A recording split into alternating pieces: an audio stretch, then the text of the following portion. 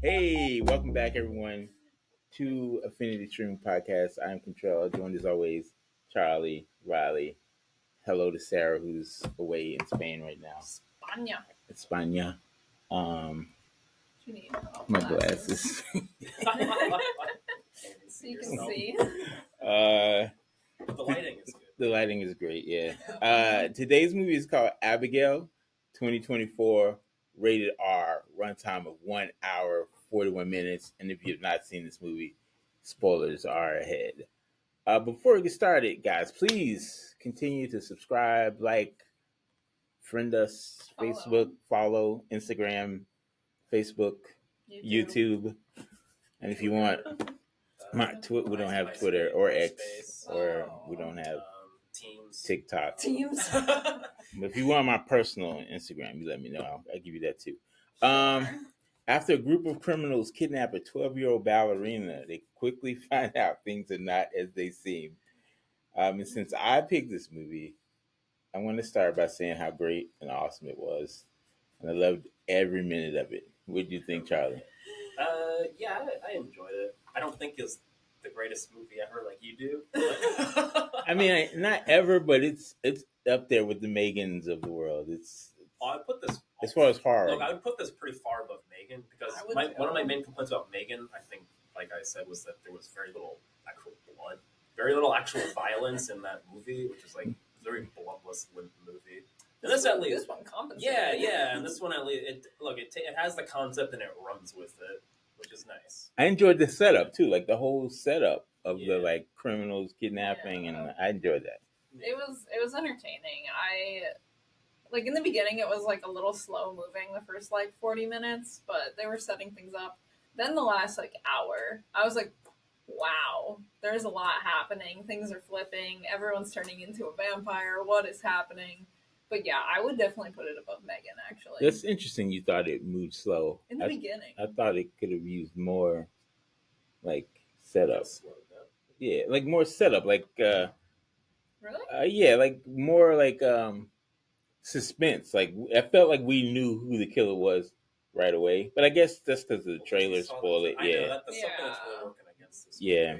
Because the trailer spoils. Yeah, I feel like if we didn't know, it would have been more edge of your seat if we didn't know. Like, so. Instead, you're kind of just. I feel like you're just waiting around. Like, okay, I already know what's going to happen. Let's get it over with. Yeah. Directed by Matt Bettinelli-Olin. I butchered it. I'm sorry. And Tyler Gillett. Released April 19th in the U.S. Starring Alicia Weir as Abigail. Critics 82. Rotten Tomatoes.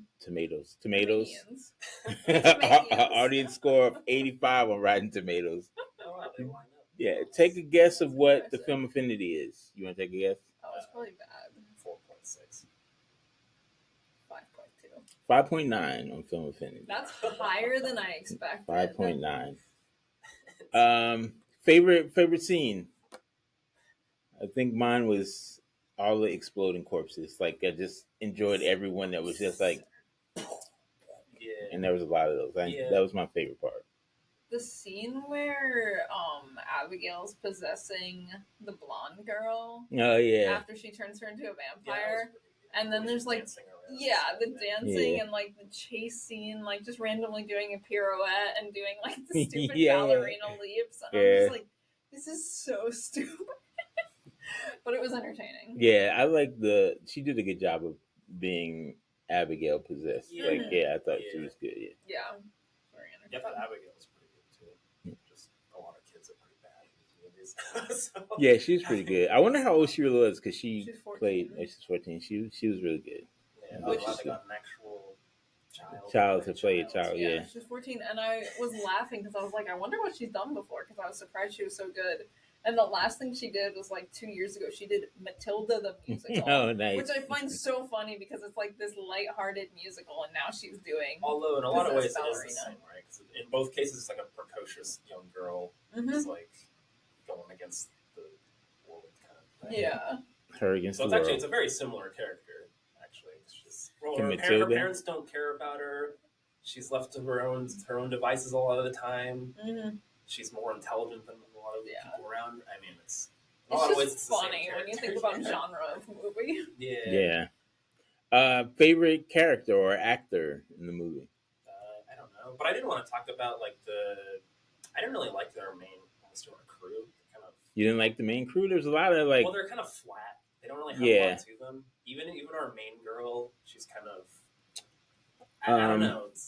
Melissa, I think her name is Melissa. She's been in a lot of stuff though. Melissa Barrera. I guess I don't like the acting is fine. It's just like I don't know. They had very little depth to them. They were just sort of like there, like they were sort of there to die, but then we spend so much time with them that it's just kind of like, Yeah, I feel like maybe. Well, there wasn't enough time to go into them. Yeah, I'm not so. like looking into, but they spent the time anyway. Yeah, they had the girl read them or whatever. Like, I can tell what you are. And then they did it again, where the vampire. They did it again, yeah. And then, that was probably the only part I didn't like. Yeah, I would like cut some of that stuff out. I'm trying to look up Abigail and I typed Matilda. Thanks. Yeah, no, that was probably the one part I didn't like them reading them twice. I guess I would kind of drop that and focus more on our Frank and our whatever her name is. Joey, Melissa Barrera. Yeah, because they have actual background and story, and the rest are just nonsense filler. Yeah, I'm sure Sarah loves her because she was in The Heights. Sarah loves that movie. Anyway, I don't know, she might hate her after this one. Sarah didn't like this movie. Sarah, stop it. Also, the characters are kind of like stupid too. They're stupid, but they're like written stupidly also. But I mean, but they're also stupid. But like, they also do like the very dumb thing where it's like, oh, there's something that can kill us. Let's all split up. What the? I hate it when they split up. So I'm like, no, I'm not splitting up. Let's stay together. Yeah.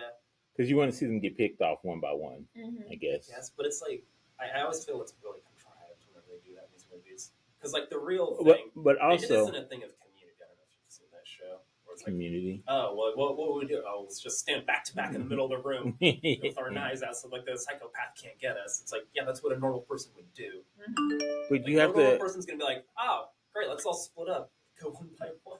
You have to like realize that they're all criminals and they know there's money involved. So the less of them, the more money they get. So I think Dan Stevens was trying to like, Frank was trying to like, all right, weed out. I'm tough. I'll survive. Let's weed out the crowd. For the movie now, okay. Well, he was my favorite character, Dan Stevens. Frank. I thought he was great. I thought he was irritating. Really? Yeah. But he was like the guy, the main.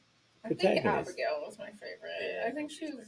Yeah, I was rooting for Abigail to like kill them all. Yeah, that's what we want. Right? Yeah. I also have to say that the Kevin Durant guy looks like Elon Musk. When I saw the trailer, I literally thought that he was. I was like, "Is Elon Musk in this movie? What the heck?" He does look weirdly like him. It's so weird. So and kind of talks like him too. Yeah, I just kept calling him Elon Musk. I was like, Elon come on, Elon. Different accent. Yes. Yeah, but it's an accent that, like, if you didn't really pay attention, you'd be like, funny. Yeah, no. Dan Stevens was my favorite part, though. I thought he was great. Yeah. But Abigail was good too. Yeah, so I wonder if they wrote it for us to root for her, though. Well, I think you're not in the beginning, but then you start to. Well, I thought that's the point of this kind of movie. Because you have, I mean, all your main crew are more criminals. They're criminals and they're more or less unlikable. Yeah. About beating up a child. Yeah. Yeah. I mean, yeah. There's like, and so you should be rooting for, even though she's a member, you should be rooting for her to kill these. Yeah, even Joey though, I wasn't really like rooting for her to live. No, like, I was for a bit. Yeah. I think it's again because she's her character's like underdeveloped. Yeah. But it's like, oh, she has a drug problem and a kid or something. Yeah. All right. So did you say you said Abigail and you said Abigail was your favorite? I guess we already discussed really what we have changed. I feel like if they had not spoiled who the killer was in the trailer, it would have been a different movie. Yeah. But I guess that also drew us in because it was a Megan type. I felt like it was a Megan type. Oh, hey, completely. Fans of Megan will love this. You know? I mean, even like they had Megan like do the stupid hallway thing as well, like being like doing a dance or whatever in there. Like I was like, there's a lot of Megan flashbacks, but I thought this was better. Yeah, I thought it was better. That was better, Megan. Anything you've changed other than that? Yeah, they had a lock or whatever hiding out in that room, but it's just kind of like this. I don't know. It doesn't. There's no indication that he's there. And then they're like, why does he need Frank's help? Oh, Lambert, played by Giancarlo Esposito. Why does he need Frank's help? Yeah. Frank doesn't need his help. Yeah. But Frank doesn't. I know. I think Frank was just like, oh, I have power now, and not realize that. Yeah, it was odd that he was still there. I guess he had to just wait and clean up when she finished. Yeah. And then whatever. I guess we should shout out to Angus Cloud, who was in this movie, who died shortly after filming this. Loving memory after I know, right at the end after you're seeing all these bodies dead. It's like loving memory. I was like, loving memory. Angus. So many opportunities for prequel, sequel, spinoff. Which one would you be most interested in? I wouldn't really be. Like normal. It's just like I had my fill. I think you spend more time with them, you're just gonna have like a boring movie. But I feel like we could do so this isn't the first time they got a group of people locked in that house. So you want to watch it again? Yeah, I want to see like different people she killed or her corpses. like first time becoming a vampire and having to kill somebody. Because you have to go through that whole process. Like when you turn, I don't know. Having your first kill is different. The backstory is like almost always the most boring part. Every time they try and do a prequel about this is the true story behind it. It's like so. How about a sequel with Joey and Abigail, being a regular family out on the streets, trying to kill people? Yeah. Because she obviously wanted a child, and they both survived, right? Yeah, they both survived. So they could, and the dad could be like, "Here, you can have her," because he didn't like her anyway. Yep. And her and Joey can go out on adventures. The same thing. Abigail and Joey spin-off. They go on their adventures. Abigail and Joey spin-off. You down with that? You forget? Well, Joey has to be there because Abigail can't be a 12-year-old girl running around the city by herself. She's a vampire. But someone would be like calling child services. Around for centuries. Someone would call child services. If you saw like a thing, you'd call child services. Really? You see, every time you see a child, you call. I'm saying, you been to a park before? But I'm saying, if you just saw like a 12-year-old just grocery shopping by herself, with you'd be like, "Yo, wait a minute!" Like, what? I went grocery shopping for my family sometimes. We'd be like, "Oh, Charlie, why don't you go pick up some milk?" I'm just saying, like, at some point, someone's gonna notice where she lives. A nosy neighbor's gonna notice. I've never seen an adult coming out of there, and then she kills them. That's like a mystery. She can't kill every neighbor. Yeah, she can. Anyway, you made me. I lost my train of thought. Okay, so we agree. Thank you, Riley, on the sequel. But why do you want Joey there? I liked her. She's just so boring. I don't know. I liked her. I felt like some compassion for her in the beginning. Like, I felt like she had a good heart. I felt like the other ones were just like in it for money, and she was like, I care about this kid. I have a kid. I don't know. I thought she was a good character. I want to see more I don't think she was a good character, but I feel like the dynamic of them, like when adjusting out in the street, saves her. I was like, here we go. I feel like they'd have a good dynamic. Because they had a bond. They had a bond, yeah. Because she was protecting her at the beginning. Did you see the pinky? The pinky, yeah. Okay, but she's just like the bloody pinky was ridiculous. Just like zooming in on it. It's like, all right, Charlie. In the end, if they want that, they should have had more time actually talking.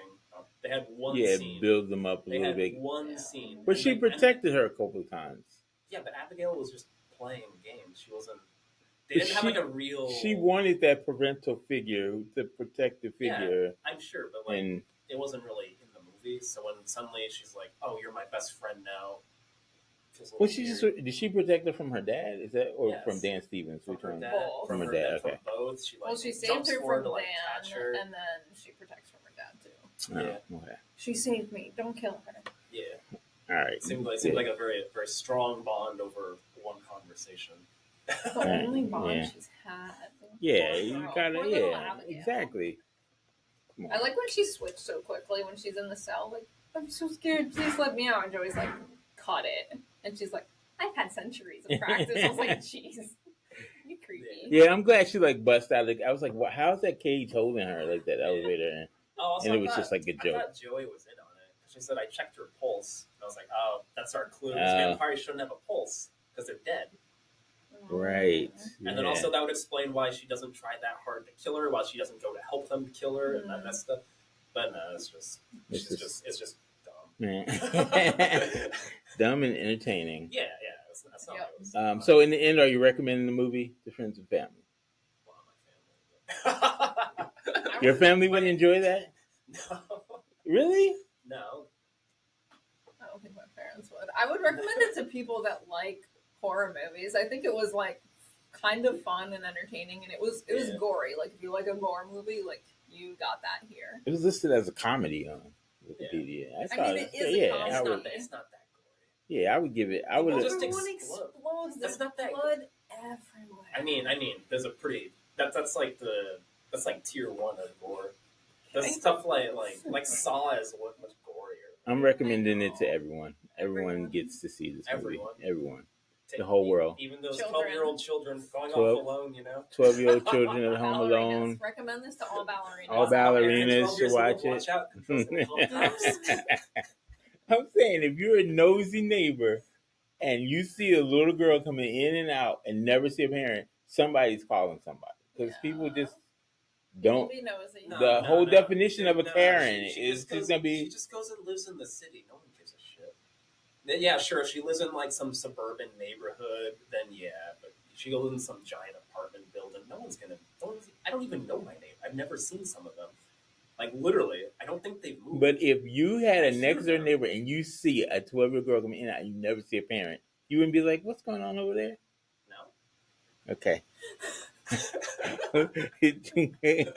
I hope none of you live next to Charlie because he don't care. If he doesn't see you and like there's a smell coming from your apartment and he hasn't seen you in 10 days, he's not calling the cops. Oh, I'm glad I don't live next to Contrell. Like, I see them alone. I'm calling the cops. I'm always noticing. Every day they go to school by themselves. How could they? There's only one teacher in that classroom. Anyway, Charlie, since I don't know what's happening here. I'm just staying out of it. Pick of the week. Shout out of the week, Charlie. I guess they had like all like the Olympic trials going on for like the track stuff. I was watching some of that. It's pretty cool. Some records were broken. So that's my shout outs to that. The Olympics coming up soonish. Nice. My shout out is to kind of already talked about it, but my shout outs to like our first podcast was Megan, so I felt like this was like a nice like full circle thing. Full circle. Of it. So shout out to the very first movie that we did. Shout out to Affinity Streaming and Megan. Yes. I didn't realize that was our first. Yeah. No. Will was like third. Yeah, Will was like third or something. Yeah. Shout out to Bob Newhart, famous comedian that just passed. Oh. Like, you ever watch the Bob Newhart show? I'm sure you haven't. Yeah. Oh, yeah, and also shout out to Shelley Duvall. Shelley Duvall, also. Yeah. She's probably best known for Popeye. Or wasn't she in The Shining or something? Yeah, okay. Best known for Popeye. She's the main woman. He's trying to be funny. Yeah, you're right. I did skip recommendations. So we recommend a show or movie from actors in this movie. And I'll give mine to Dan Stevens for Downton Abbey. If you've never watched Downton Abbey, I never have. It's a great show. You should check it out, Charlie. It's just me. Because she's heard of it. She's watched it. I haven't watched it. Oh, but you've heard of it. I've heard of it. Oh, you've heard of it. You haven't watched it? Well, no, once you hear about it, you should watch it. Yes, you should watch it. Definitely heard about it. All right. Do you have a recommendation? How do you say his name? Who? Esposito. Giancarlo Esposito. Giancarlo? Yeah. Okay. Giancarlo. No? I don't know. In what? I don't know. I like him in Breaking Bad or Better Call Saul. Oh, there you go. Good, yeah, I knew you were going to take that. I don't know what else he's been in before that. Wasn't he in the Star Wars something? Was he? I think so. Although lately, I'd like to see him do. He was in The roles. Mandalorian. He kind of keeps playing the same role now. So it's yeah.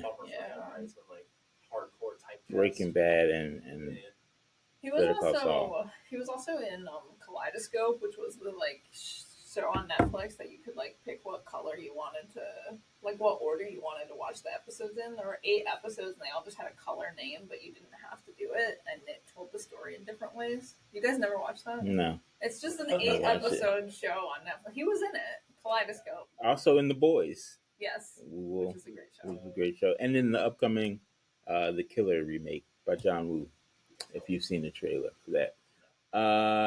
Did you recommend someone? Who did you recommend? I recommended him. No, Charlie did. Well, I'm sorry, my recommendation was also. Oh, you did also in. Okay. All right. Yeah, I wasn't really paying attention. All right. Get with it. Thanks, guys, for joining us. Our next movie is going to be picked by Charlie. He doesn't know what it is yet. It's going to be an awesome surprise for us later. So we look forward to seeing you then. Thanks for joining us. For Charlie Riley, I'm Contrell. Hello, Sarah in Spain. We'll see you guys soon. Bye. Bye.